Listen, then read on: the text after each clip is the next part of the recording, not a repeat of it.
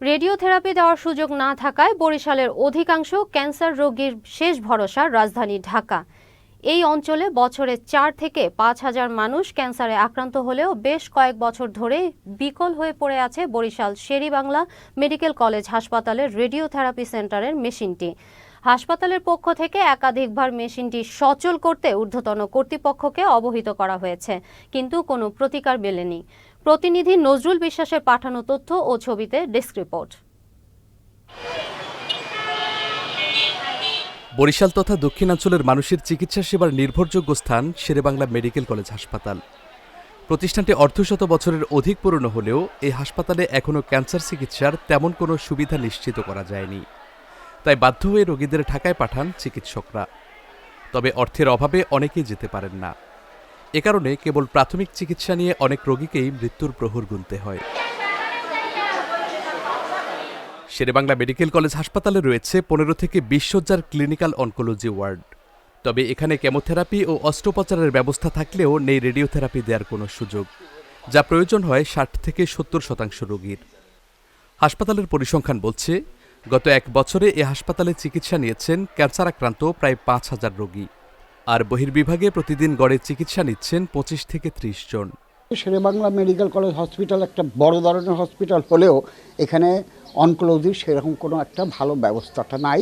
অনকোলজির 2 জন চিকিৎসক আছেন, তারা আসলে ঠিকমতো ওই রকমই যে সেবাটা দেবে সেই সেবা দেওয়ার মতো প্রচুর বা পর্যাপ্ত উপকরণ তাদের কাছে নাই, বিশেষ করে রেডিওথেরাপি সহ অন্যান্য অনকোলজি যে রোগীগুলো এগুলোর যে ট্রিটমেন্ট এগুলো প্রপারভাবে বরিশালে এই চিকিৎসাটা হয় না।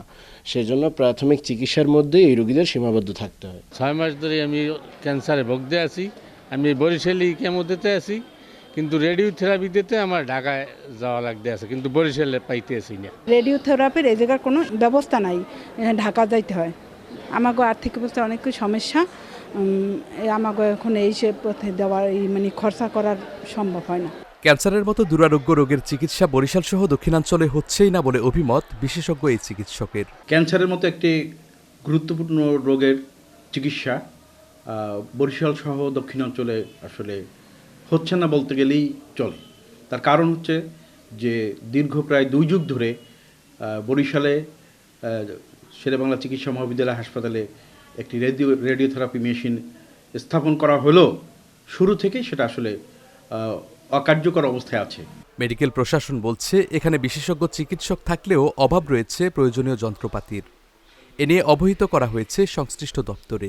ক্যান্সারের জন্য যেটা দরকার রেডিয়েশন থেরাপি, সেই মেশিনটা আমাদের একটা 1995-96 সালে আসছিল।